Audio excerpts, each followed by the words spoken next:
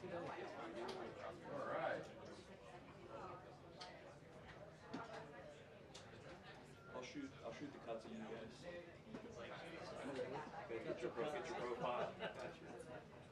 I might mic you up. Yeah. Well, hello, Marie. How are you? Ready? Ready to go? No. Never.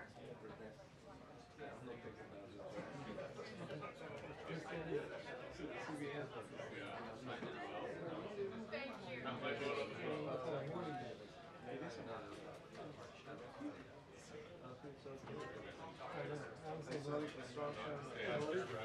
Hi, buddy. How are you?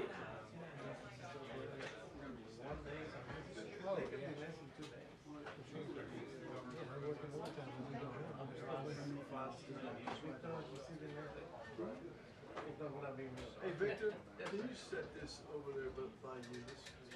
You need this one.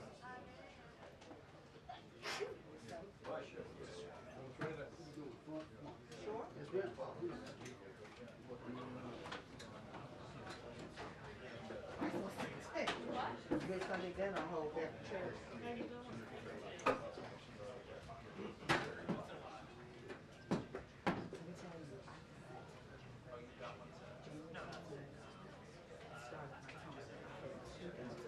It's not like it's like a Jason.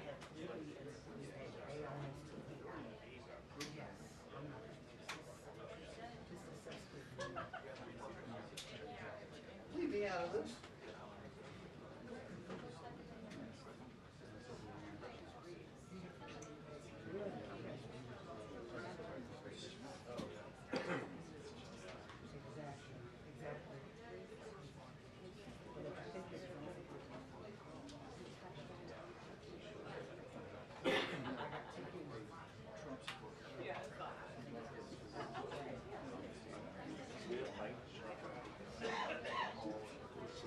Golf balls. Putting green. Of course. Yeah. Of course, you got a pool.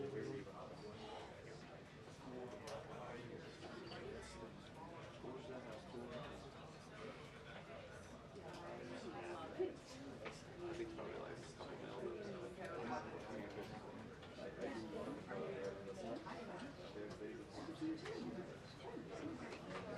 my buddies have all that HD bros. They do commercial stuff too.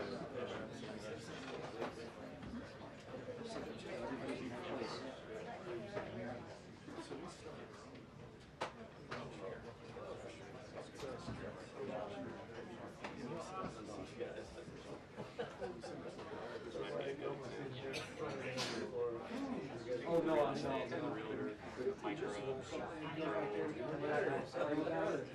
They might even have some like on sale long sleeve. It's not a good time to see those. That's gimbal, stable. Like I said, you show the face. You get the point, but let's go through each room. I do like 3 houses in a day.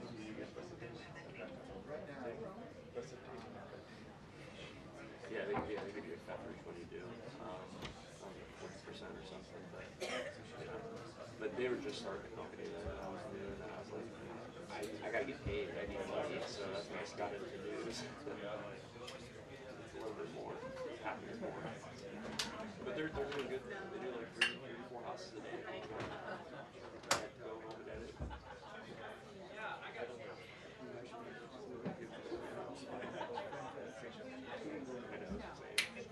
A lot more pressure. You gotta have a computer that's working well.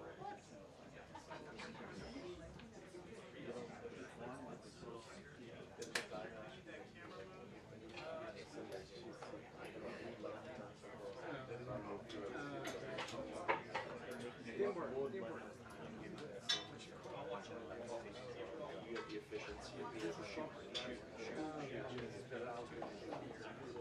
It isn't only to shoot to edit, it's like a search of pace. Yeah.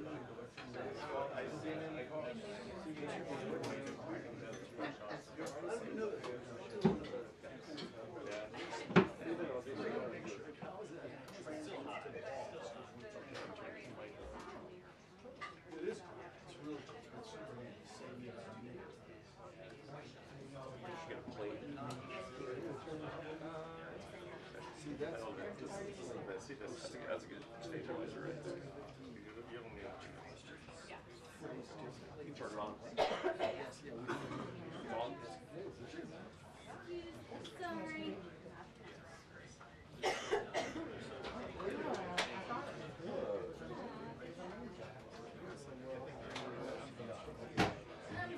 here. Oh, that's me. I'm sorry. Thank you. Thank you. I appreciate it. You want it on the box, Dave? She can ask question like, Once I get off the box, Let's put it right there. take the box away. Just don't mind. Because I won't want it for the rest of the time. Yeah.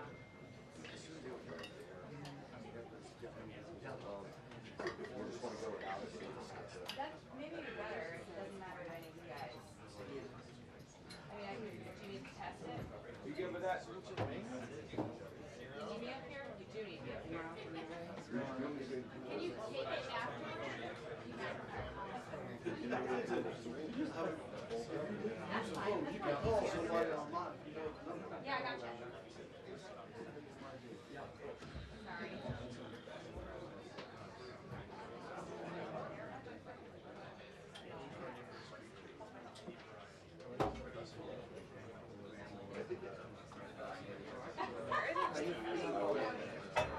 Usually I have to worry about this, but it's not doing it. just take it down. What I do, yeah, right. Use my iPhone to get the wide shot of her walking. No. The TV's walking. Yeah, like I said, one more robot right here. Yeah, you can. Hey, Tim, how are you?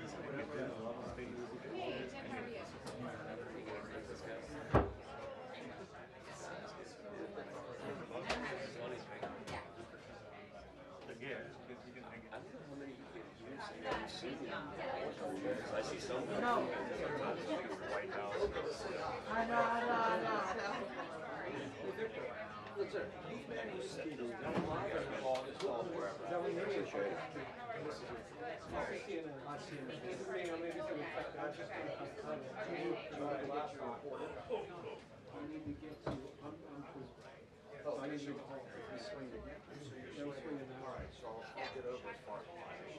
You should be good with it.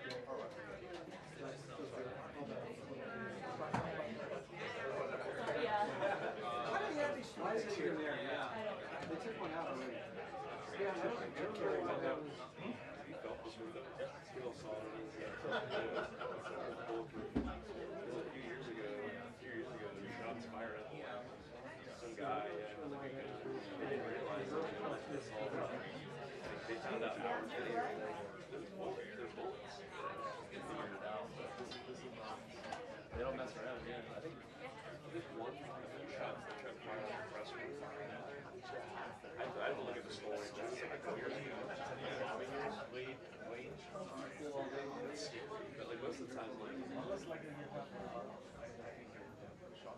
now they have this whole street shut off, to see how much presence is out there.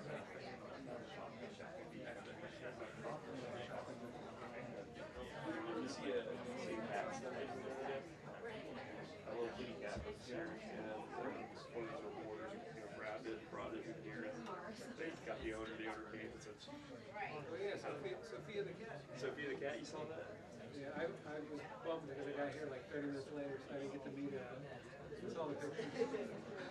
I like to think our adversaries are like, all right, we can maybe put a camera on a cat or something.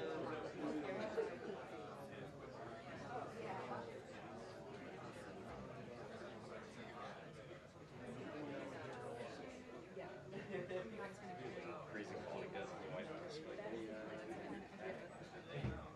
is this? This is the White House.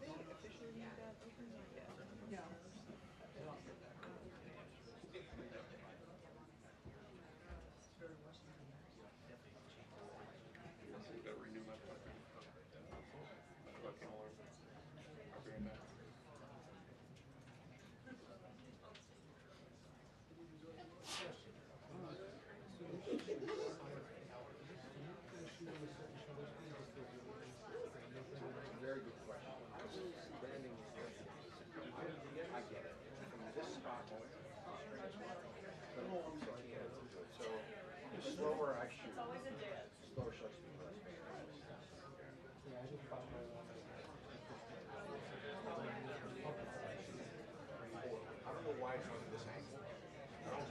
Hopefully, like, with the U.S. Ukraine and European leaders are meeting in London tomorrow.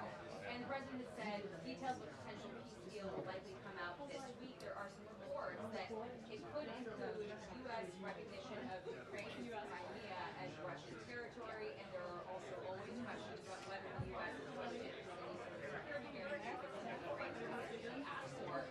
We've also been told that the mineral agreement should be signed this week, so looking for views on that. Fighting resumed after this ceasefire that was announced. President Zelensky said that while there were no air raids and there were some sections of the front lines that remained quiet on the religious holiday, says the sign saying that Russia can abide by these terms when it so chooses. So we will watch for details on that. There are also going to be a lot of concerns about Defense Secretary Karoline leadership of the Pentagon after news of this second signal chat emerged, in which he reportedly took information off of the system that is specifically for classified and sensitive information, and reportedly shared those details on his personal phone in a chat that included his wife and his lawyer. Hegseth has called this a smear from hoax press who sabotage the president's agenda. And yesterday, the president did express a lot of confidence in Secretary Hegseth. He said, ask him how he's doing, and touted the highest recruitment numbers in years. But there are some in the president's party who don't see it that way. You can count Congressman John Bacon among them, who want to get some answers and are looking to this briefing to answer to them whether there is any question in the president's mind of Hegseth's ability to lead the department. So lots of questions on both those topics. I just like having our forces. So fun. Oh my god. It was so physical. Like, as the Knicks started to come back, it got like so physical. Everyone trash talking. It was crazy. I know my guy is. I loved it. And I haven't been to that big basketball game in so long. It was so fun. You love the trash talking, that's what I loved it. And you're sitting right there by the opponent's bench, so you kind of cheer for them though. Like you're sitting with their fans and their coaches. And you kind of like push right your stuff. Yeah, it was so fun though. And asking for And they renovated it, so you went to the new Madison Theater. I guess maybe the last few years. Yeah, no, they renovated it, it's new. No, it's great. It's such a fun building. One side of the train station, one side, you don't know. No, the Moynihan train station is amazing, not the Madison. That's not amazing, that is very pedestrian. Moynihan is really amazing. It really is. It really is. Can you see this? So I got invited, and then Union Station used to be like so a trip, and it's the outline of the water. So lesson one was like, don't actually use shotwave. It's like a cinematic. It is. It looks like it's meant to be there. Yeah, it's right. There's times that comes back to the note saying like, can't do anything.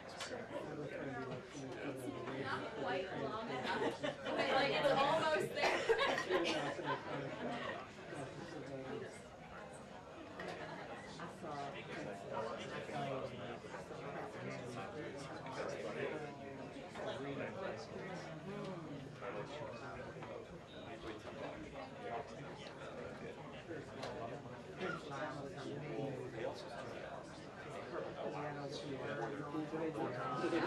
No, I didn't.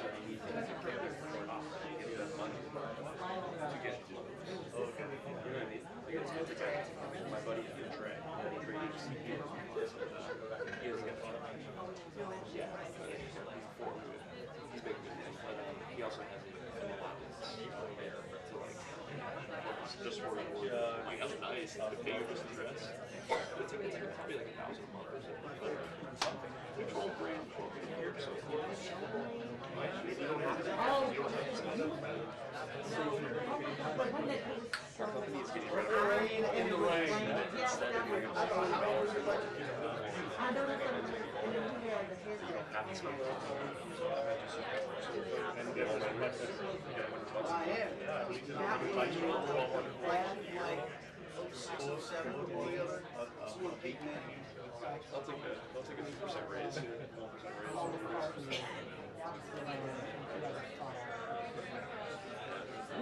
It's gonna be interesting because I like having my smartphone to work. No, yes. No, I'm serious. My personal phone is That would be, oh my God. That would be. I've got another good.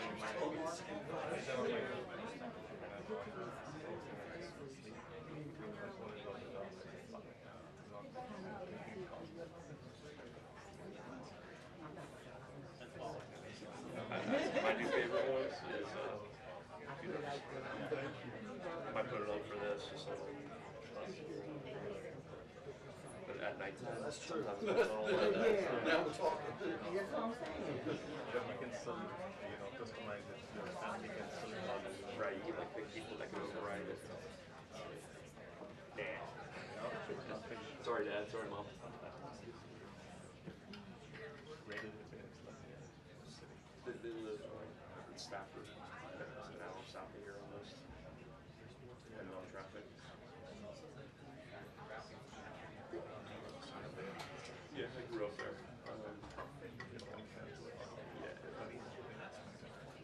A lot of people go places, Some people stay. They go crazy. Or they have a job there. I find staff. That's right, Kevin. You go to Applebee's. You can see that from there. Yeah, if you hold it closer, I cannot. I think I like the city. I like the city. But Arlington, so there's less crime. I'm in Falls Church.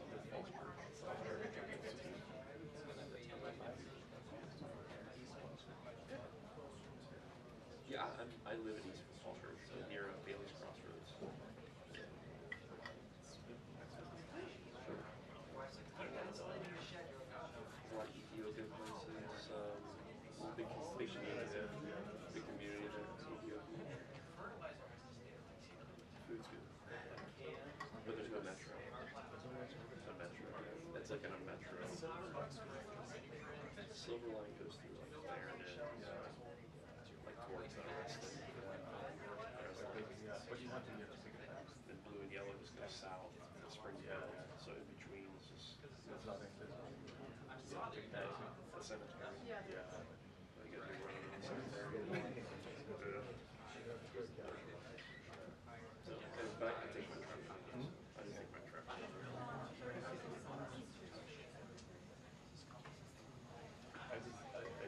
moved from there where I was having a hard time about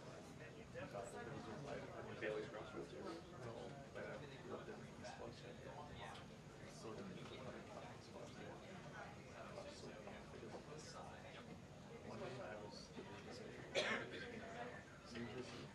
I finished on one. Started driving around. I took 50 hours to get to the airport. There was no problem. I was sleeping outside. That's brutal, dude. Yeah. I really Look at the truck. Yeah. Yeah, Martin's annoying right now. Now when I live in Dude, I slept at my office the other day to grab one piece of equipment real quick. Go back to my car. I went upstairs, looked out the window, and checked it. It's almost like he was waiting for me to leave or something. I went ahead. I talked to him. Just grab my gear. You're in a loading zone. I'm like, I'm grabbing my gear. He was like, he's like, oh, take it back. I was like, well, it's $100. but I'm thinking Depends on the parking guy, but usually if you're parked wrong, they can. 2 minutes until the briefing. 2 minutes until the briefing.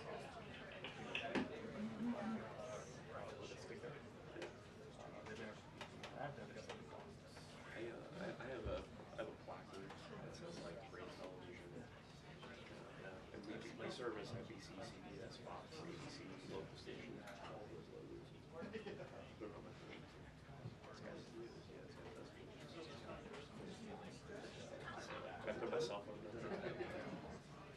don't know. Maybe. I just hope it Security doesn't filming. say like,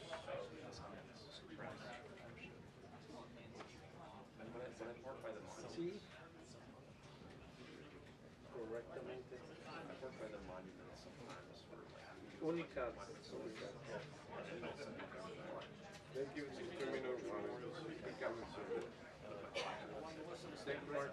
Thank you.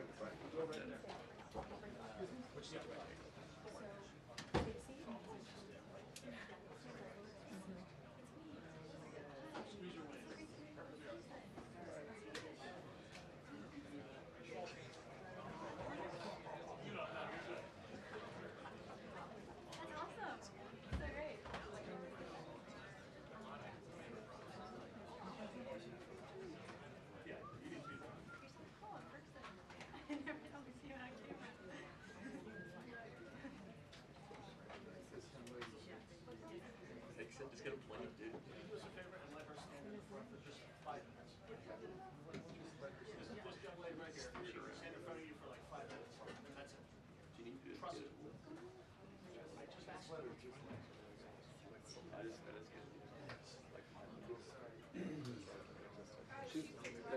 She's retiring. She's retiring. Let her off.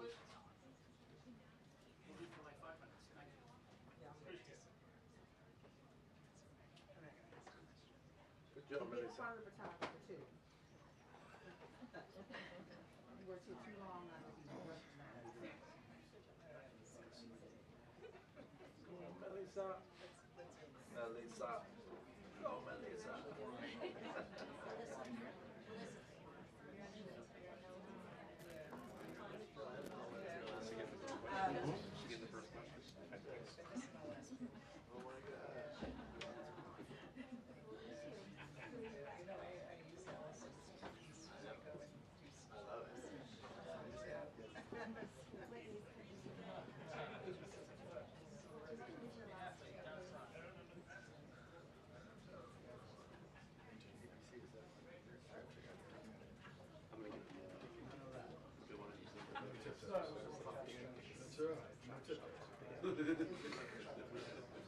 I'm gonna go with Spielberg.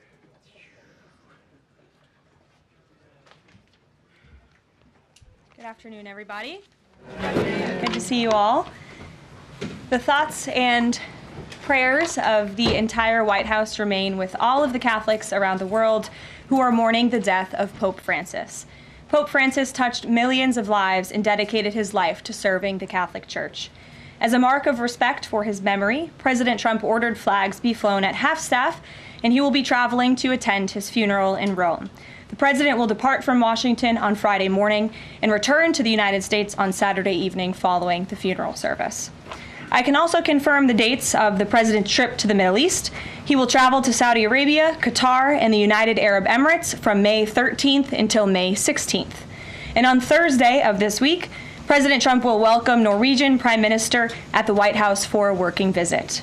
The two leaders will discuss trade and regional security. This will be the 13th head of state visit of President Trump's term already. At the border, President Trump continues to deliver on his promise to make America safe again.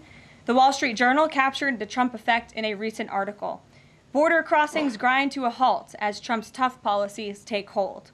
U.S. Customs and Border Protection recorded its lowest southwest border crossings in history in March, and we're seeing the same successes at our northern border. Here's how the New York Post put it. Northern border sector previously overrun by illegal migrants sees dramatic drop in crossings. We haven't seen anyone since November, end quote. According to U.S. Customs and Border Protection, just 54 illegal aliens were apprehended in the Swanton sector of our northern border, which stretches more than 300 miles in March. This is a drastic 95% drop from the more than 1,000 border crossings that were caught in March 2024. This is a main hotspot area that recorded more than 80% of all apprehensions along the northern border during the 2024 fiscal year. And new reporting from the Washington Times fully highlights the difference in Joe Biden's disgraceful approach to the border compared to President Trump's. Under Trump, border catch and release has dropped 99.99% from worst Biden month. You can't get much better than that. This statistic in particular is astounding.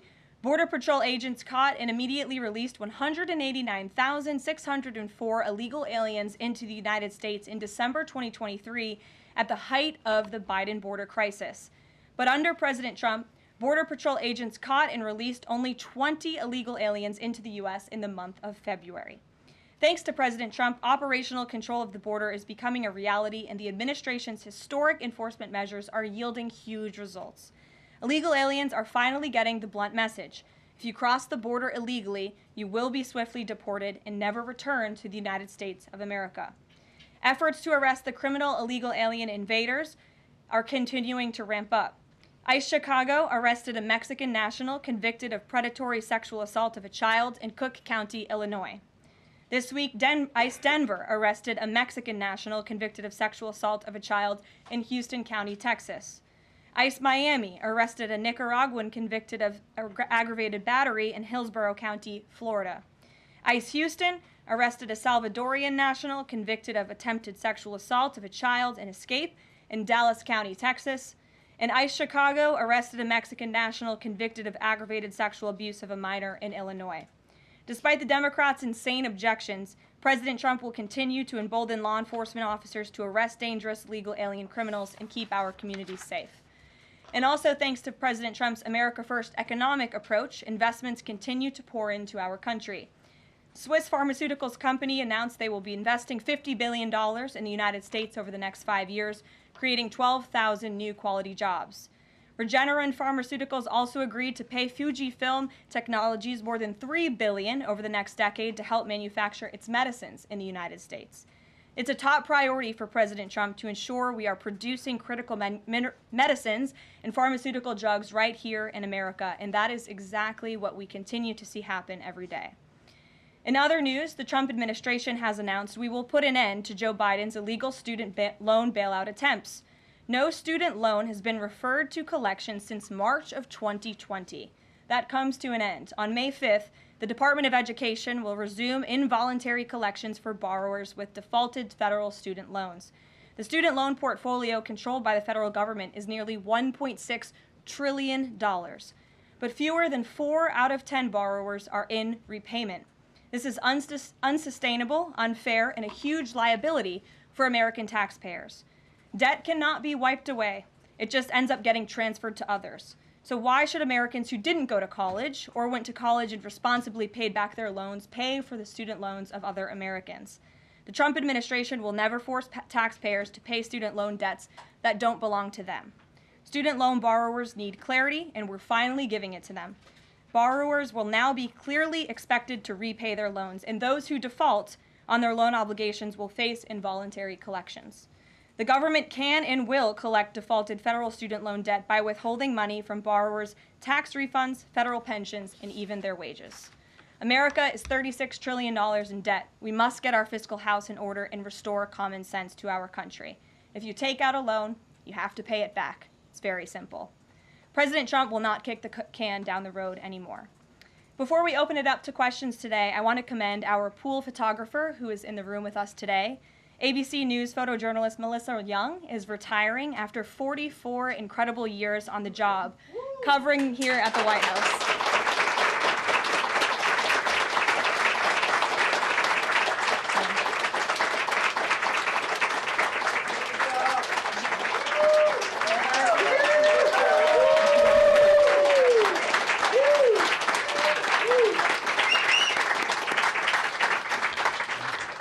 Melissa, congratulations. You have the largest round of applause I've ever heard in this room. So there's something we can all agree on, and you've had an incredible career here covering the White House. So congratulations to you, and we hope you enjoy retirement. I'm sure you will. And everybody else in the room will be very jealous of you as you're enjoying your rest.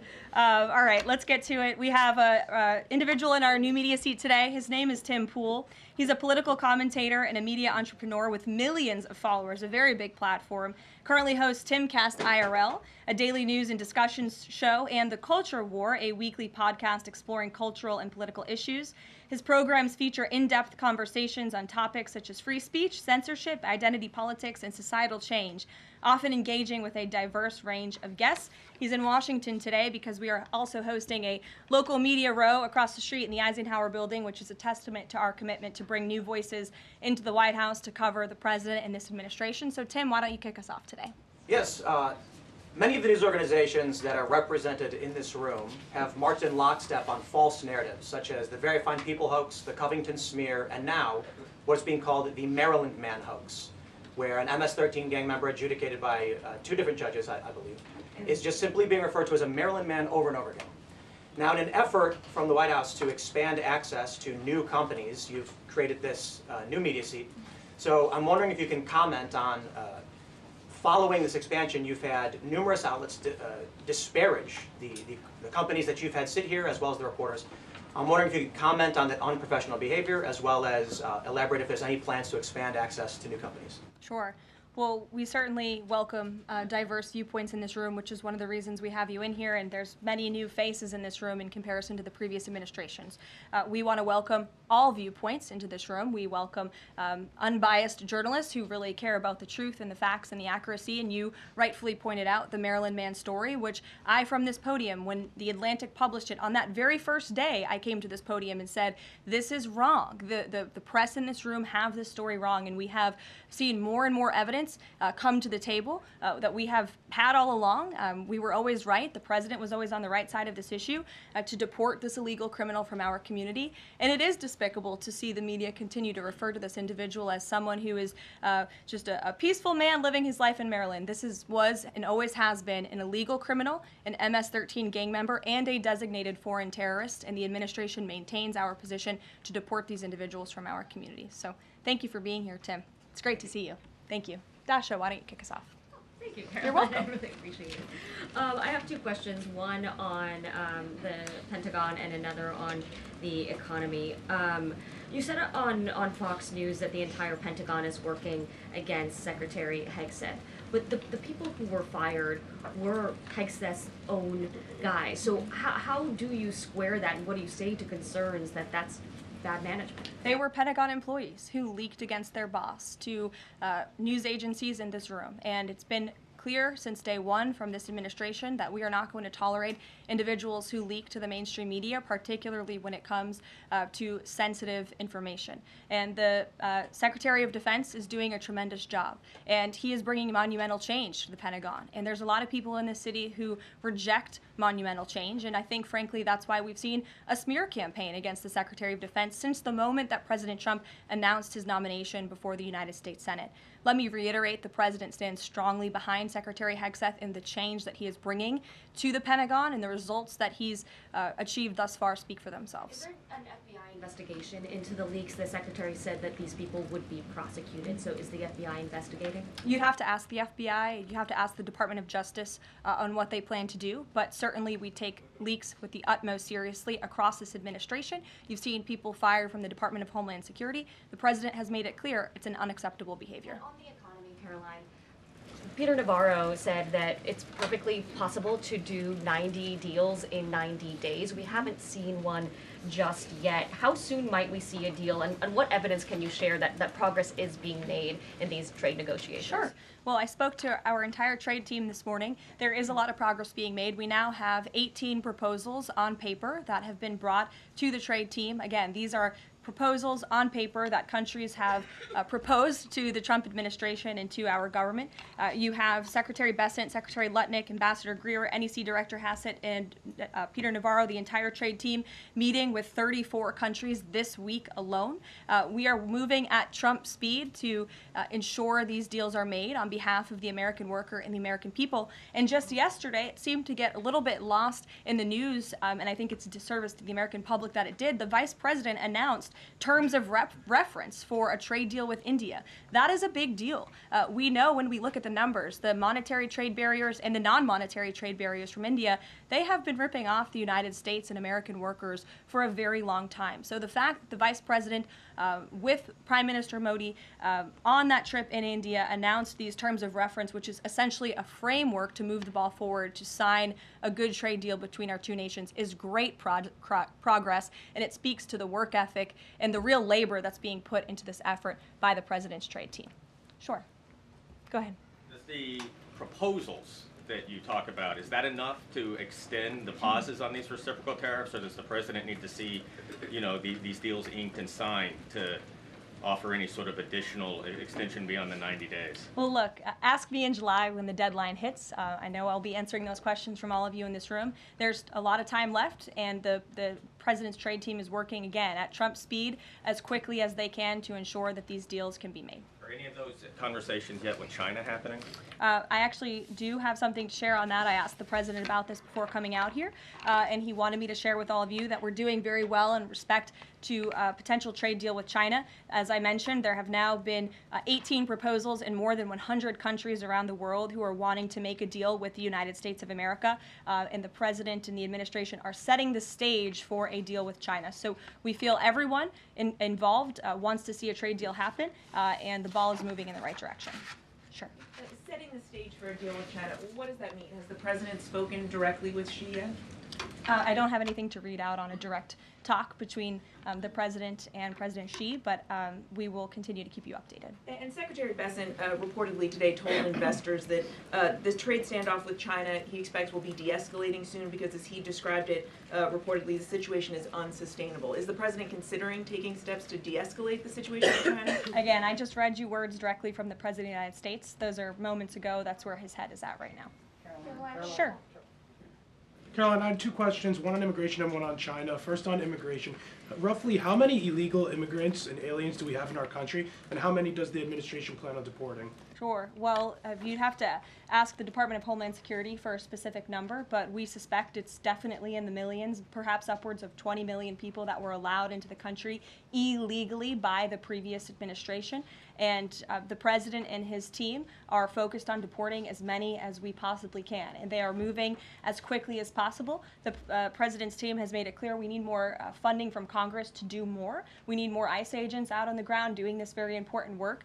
And we also need rogue district court judges to stop acting as judicial activists, trying to block the administration from deporting illegal criminals from our nation's interior. The American public elected the president to do this, and he's following through with that promise. And we have over 250,000 Chinese nationals in our country right now on student visas. Does the administration believe there's any national security concern when it comes to those over 250,000 Chinese nationals in our country? Well, as you know, when it comes to foreign visas, the Secretary of State has the right to revoke visas of those who we feel are acting in a adversarial way to our foreign policy interests here in the United States. He has that authority according to the Immigration and Nationality Act. So I would defer you to the State Department for any individual case, but they are looking at individuals who are given the privilege of being on a visa in our country, and if they are acting, again, adversarial to our foreign policy interests, their visa can be revoked, and they should be aware of that. Sure. Go ahead. Yes. I'm calling on you. Thank you, Caroline. You're welcome. Over the last few weeks, several countries have warned their citizens about travel to the U.S., and the Department of Commerce's own stats know that show that from a lot of countries, the number of visitors is falling. Does the White House have any message for people that might be reconsidering business or tourism travel to the U.S.? Where did you see that report? With the statistics coming from the Department of Commerce. Said what? It's hard to hear you. Sorry. That visitors from a lot of countries have fallen in the last 3 months. I'd have to look at that report to comment on the merits of it. I think most people around the world recognize the United States of America is a great place to do business. It's a beautiful place to visit, and they should certainly come here because it's a much safer country than it was 4 years ago under the previous president. Libby, good to see you. A question about this upcoming announcement from HHS to ban food dyes. During the first week of the administration, the FDA announced that it's pulling its plan to ban menthol cigarettes. So two questions for you. How do you square a ban on menthol cigarettes being pulled and then announcing this ban on food dyes? And then how does the president feel about this upcoming ban that's that RFK is going to announce? Sure. Well, look, the Secretary of Health and Human Services, the president nominated him because he trusts him to make this country healthy again. It's not just a slogan. It really is a movement that has broken ground across the country. There's millions of people who believe in RFK Jr., Secretary Kennedy, and what he's doing. I don't want to get ahead of HHS with this historic announcement later and the details of it, but obviously the Secretary feels that he has reason and evidence to announce the ban on artificial dyes later, and I'll let him speak to that this afternoon. Phil. The president started the process of reclassifying more than 50,000 federal employees as Schedule F. We've already seen him march through a number of government agencies. I'm curious, should we expect mass firings, or is this a case-by-case approach, a scalpel or a sledgehammer? Well, look, as you saw on Friday, the president put out a statement about it. The Office of Personnel Management reclassified workers. They're now called scheduled policy/career. And all the president is trying to do is ensure that federal workers are being held accountable for corrupt behavior. If they are engaging in corruption as a government worker, they should no longer have their job. I think that's pretty common sense.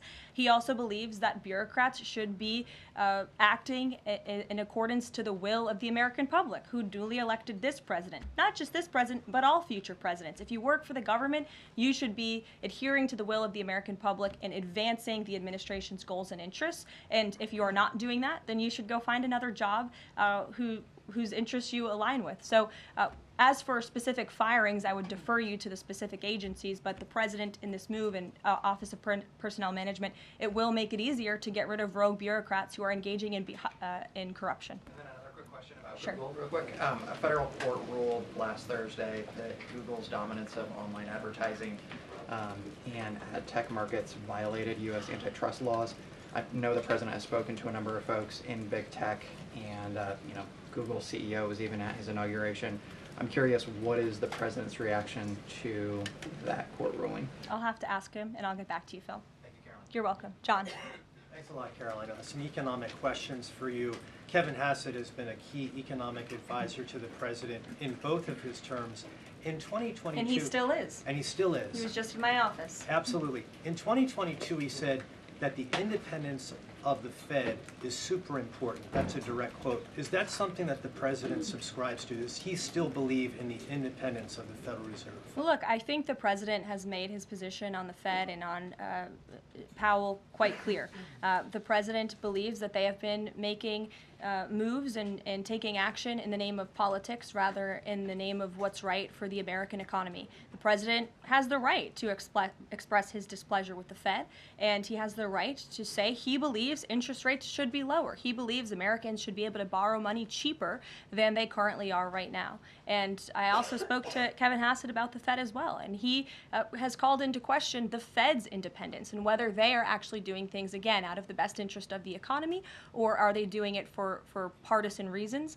The president wants to see interest rates lower. He has made that quite clear. We've also seen, if I may, I'm sorry, one more, Caroline, just about, I said two economic questions. About the dollar, we've seen the dollar at multi-year lows versus the euro and other currencies around the world. Is it the administration's policy for a strong dollar? How does it view the dollar versus other currencies around the world? The president wants to see the dollar remain as the world's reserve currency for our long-term fiscal stability and our economic growth. He's been quite clear about that. Sure. Two questions. And then to the woman behind you, who I haven't seen before. Welcome. Go ahead, Mary. Earth Day and then the Supreme Court, if that's okay. That's right. It's Earth Day. Yes. Happy Earth Day, everyone. I saw the president truthing about the garbage pileup from China in the Pacific, and then I believe Lee Zeldin is headed to San Diego to investigate the pile of sewage from Mexico. Can you speak to what the